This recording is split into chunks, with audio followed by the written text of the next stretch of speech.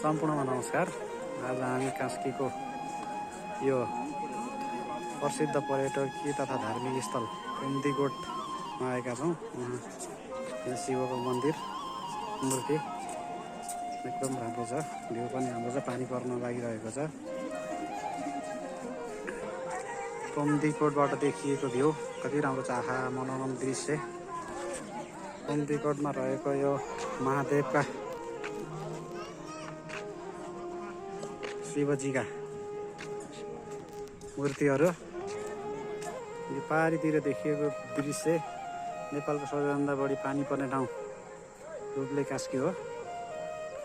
यहाँबाट देखिएको दृश्य फेवातालको हो।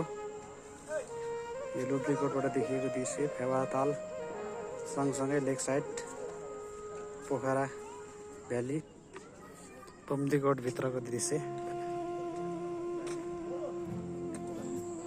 कुम्दीकोट डाँडाबाट देखिएको पोखरा भ्याली रमणीय दृश्य पर्यटकीय स्थल।